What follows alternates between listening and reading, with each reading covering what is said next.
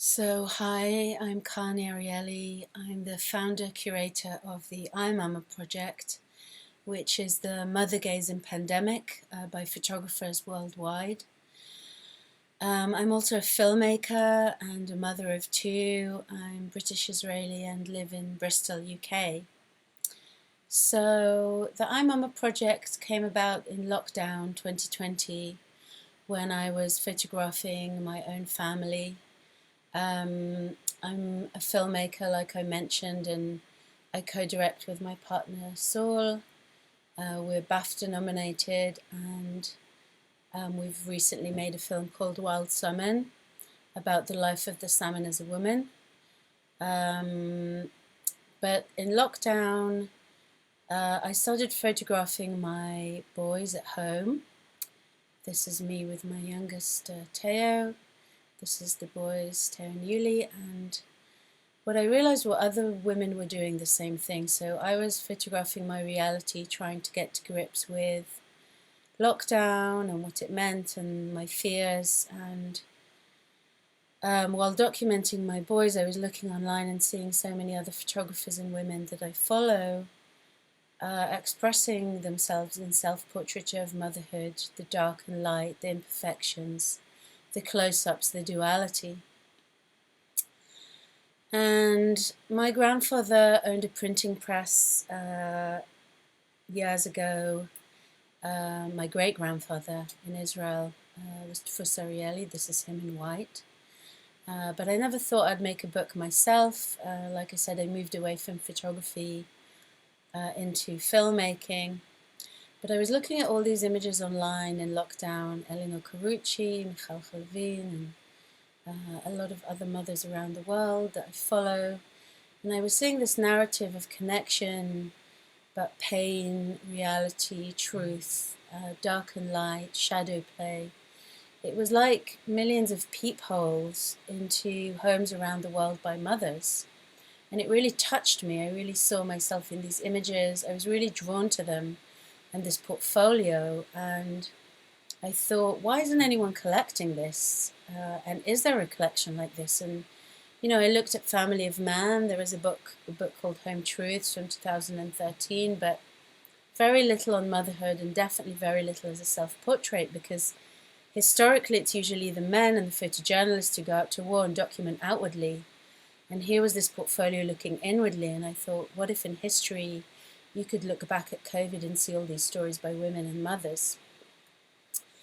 And there was a lot of beauty in skin and closeness and fear and intimacy and fantasy and documentary, touch and the lack of it, exhaustion, all the mental struggles, the physical and the little details in the home, the light play, and just us as human beings being inside the house, in our homes, looking at what we were doing in a day-to-day environment. And I think that we often think of home and domesticity as being unattractive or uninteresting, but when you look close up at the everyday, it can be very beautiful.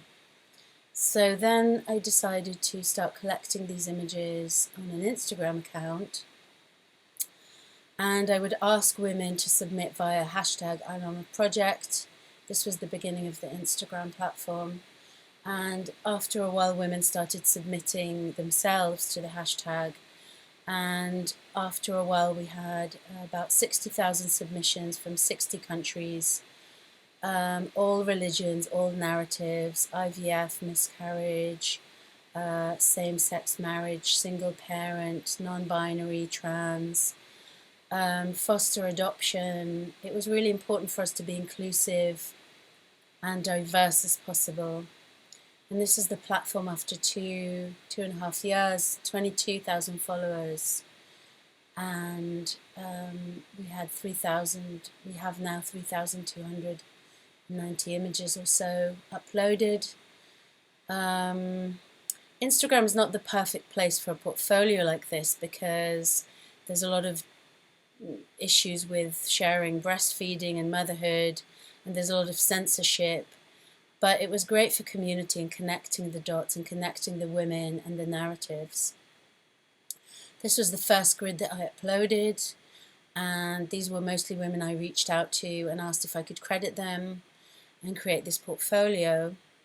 And then I reached out to Alessia Glaviano of Photo Vogue, who had her own platform, Photo Vogue, and I really connected to that platform for its diversity and inclusivity, and needed someone to guide me and support me, because having a platform is not that easy, and I was never a curator before.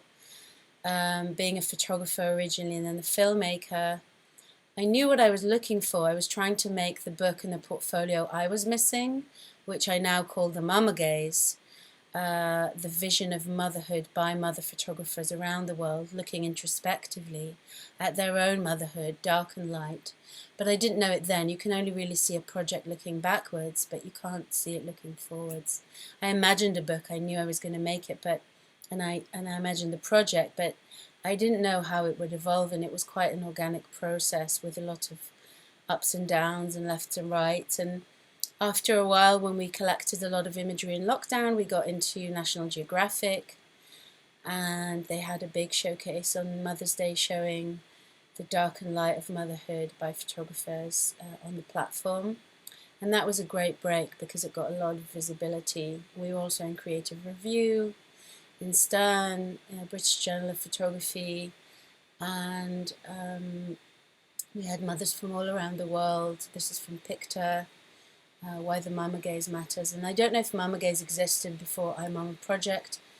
It's based around the fact that there's a male gaze and a female gaze, and this was the Mama Gaze, which was anyone who identifies as a mama and anyone who identifies as a photographer, a professional photographer, looking at their own motherhood in all forms and sharing it outwardly to create a more diverse, more inclusive, more truthful narrative of what it means to be a carer and a parent today. And this was Vogue. It was also an amazing portfolio and visibility, and a lot of mothers in the mirrors. And here a mother looking us straight in the eye saying, I'm here, I existed, within the mess, within the chaos, this is me. This is a mother from Hungary, and all her vulnerability of being naked but also very strong, looking us in the eye. This is a mother from the UK who was struggling with postnatal depression and anxiety and shared a lot of that online. Without the community in the village, mothers were left very much to themselves, very much alone, caring for their children. And we're looking for connection, and I guess iMama Project was very much a chosen family for a lot of us mother artists, especially in lockdown, because we were so similar around the world in a way, and it was very unifying and connecting. This is a mama from Japan, the way the girl owns her body and draws on her, and how this mother is so vulnerable but carrying this heavy weight of a child as well, and documenting herself. Kids in Boxes, which was a narrative that repeated itself. This is a UK mama, Polly Alderton, who showed her kids making a den from an Amazon box, and in lockdown so many kids got into the boxes because we were all getting deliveries, and so I saw these connecting lines between the narratives of what mothers showcased that often was similar and very uniting. And I let myself break my own rules and change the trajectory of the platform. So at some point I showcased mothers in Ukraine and Russia, showcasing what life was like in war for them as mothers, trying to talk about mothers for peace. And then I wanted to make a book because we were getting censored quite a lot and the platform was removed. And I went to Rankin Studio. He was doing a project about censorship, and he took my portrait. I was quite apprehensive at first. I didn't really want to get my portrait taken, but I came to his studio and he took this portrait, and he was really kind and courteous and really saw me and the project and said, you know, I've never seen a project like this. I think your project is super powerful and never stop making it. And I was like, well, I'd really love to make a book, but nobody wants to make this book. It's really hard to get the platform made into a book. There's a waiting list of like 3 years for most of the publications, and most of them want you to invest money, and we're an unfunded platform. So he connected me to his publication, Tenoris in Germany, and they agreed to make the book after I pitched it to them, and they agreed to pay all the expenses for the book and let me have total creative freedom and make it within the year, which is what I wanted to do. I knew I could make this book, and I knew I wanted it. I knew how I wanted it to be. It was the book that I was looking for, and I didn't want someone else to make a book that I didn't have in mind. I wanted to be able to make it. So then, this is the book itself. I made a small video going through the book when it was first out.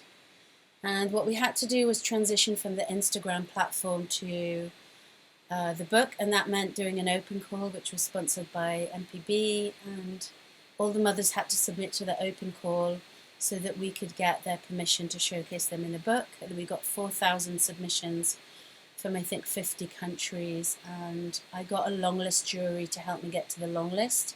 So these are all quite well-known women of eye and heart: Alessia Glaviano, Aldeida Delgado, Anixas Broder, Charlotte Younger, Elinor Carucci, Kana Tanaka, myself, Sarah Leen, Smita Sharma, and Ying Yang. And I wanted a lot of other women with good eyes and good hearts to look at the project and help me get to a long list. So it wasn't just mine or about ego or about my vision, but rather a more global, needed vision of motherhood that was unseen, that was overlooked, that was missing. And the way society often deems motherhood is either perfect or a crash and burn scenario, or just things that aren't realistic by influencers or whatever. So I trusted these women, and they helped me graciously get to the long list. And this is me in the kitchen table trying to get to the short list. I printed all the images, and Fujifilm sponsored the prints. And I decided to give a division to the book that was based on times of day rather than topics. So it was like dawn, noon, dusk, evening, witching hours. And my son at the time, 5, 6, wrote the words in his own writing to give it a personal touch. And I printed all the images so that I wouldn't miss any, and it was really hard to decide what went in because we only had like 200 and so images that could fit, and from 1,000, and before that 4,000, and I had to get all the narratives in and all the different motherhood, and I felt a huge responsibility but also a huge privilege to cover this topic, but I knew there weren't any books like this, and so I had to make the light and dark balanced and all the narratives balanced and not overlook anything. So it was quite hard to get to the short list, and that was the witching hours. And this is the kitchen table. And then the RPS, Royal Photographic Society, let me use their space to edit the book as well. And they spread everything out and worked on it days and days to try and get to the short list. This is Tanya, who produced it with me, and Charlotte. We had 2 Charlottes in Ville Studio, and another Charlotte to to design the book. So this is Charlotte designing, and when I got the proofs and the prints while it was being made, and this is me, and then we got the boxes to our house to see, and this is the overview of the book and some of the images from the book. And I love Sally Mann, who's in the intro. We got a quote from her book, A Memoir with Photographs, and it says it better than I could. As for me, I see both the beauty and the dark side of things, the loveliness of the cornfields and the full sails, but the ruin as well, and I see them at the same time, at once ecstatic at the beauty of things and the chari of that ecstasy. The Japanese have a phrase for this dual perception, mono no aware. It means beauty tinged with sadness. For there cannot be any real beauty without the indolic whiff of decay. For me, living is the same thing as dying, and loving is the same thing as losing, and this does not make me a mad woman. I believe it can make me better at living, better at loving, and just possibly better at seeing. And that's Sally Mann, who really has the first book of, I guess, childhood and motherhood in photography that's well known and was both scrutinized afterwards. I guess showing children naked in social media became an issue, but it's a masterpiece of her family life and motherhood, and it was kind of unprecedented when it came out. And so Then these are some of the images, a lot of images from different places around the world. A quote from Rachel Yoder. And also at the back we wrote a list of all the books touching on motherhood and photography that we knew of. So we asked everyone to submit, and we did this sort of, I guess, index of books you could reference to as a nod to all the women who did work before us. And I really believe in women supporting other women. So we did this list at the back of all the other books. And this is the first image of the book by Amy Woodward, and it was made to feel like the viewer is maybe breastfeeding the baby, and the eye is so alien, and that vulnerability and that unseen. We started off with that, and then the book got showcased in Wall Street Journal, in The Guardian, and we had a launch at the RPS in bookshops. This is an exhibition at RPS with my kid and partner, and the woman Paula who shot the cover of the book from Brazil. This is the exhibition around the world. And at the Centre for British Photography, at the Photographers Bookshop, and our photo festival, we got together, BOP Photo Book Festival. We won the Lovey Award for Social Impact. We won gold and silver, social impact and public service activism. And then this was an exhibition we had at the Lear Institute in The Hague. In their offices, they support early years. They're an early years charity. And Photo Vogue was the most recent event, which was in Milan with Alessia, which brought the project full circle, and some of the iMamas, because it's very much a collective vision, and every country I go to I meet the iMamas that come from there. So, and some of them travel. This is Gillian Laub and the iMam exhibition at Photo Vogue Festival just now in November. And this was a particularly tough event for me to go to because of the events in the Middle East that touched me directly, with hostages that are children, and all the heartache around the warfare with children in Israel and in Palestine, and possibly the children might be released tomorrow from Israel. So this was a really tough time to talk about motherhood, but also a very necessary time to talk about empathy and connection, and that we're all human, and all mothers cry the same tears, all children have the same blood, and so our humanity is very joint. So there was a lot of emotional hugging there. And this was the kidnapped children, the hostages. I saw a huge poster in Milan, which was very grounding and heartbreaking as well. And that's the platform today in the book, which is online everywhere. It's in the Tate Modern and the Photographers Gallery, and in the RPS and Martin Parr and Waterstones, and all around the world in bookshops and online at bookshop.org and Amazon. You can basically get it everywhere. And there's more exhibitions to come. We're also planning, hopefully, an archive and more exhibitions, but we're really looking for sponsorship to continue with the work, to show mother gaze. I think there's so much more that could be done. We could use the 4,000 submissions in so many ways to show motherhood that's current, but we are an unfunded platform, so we're waiting to see how to fund the next steps and what we can do moving forwards. And these are some of the images that were coming out in the recent talks that we had. This is Tali Ratzka looking at her motherhood, C from Berlin, and Adi, her partner, and another one from Adi, and Noah in her pregnancy, and Danielle.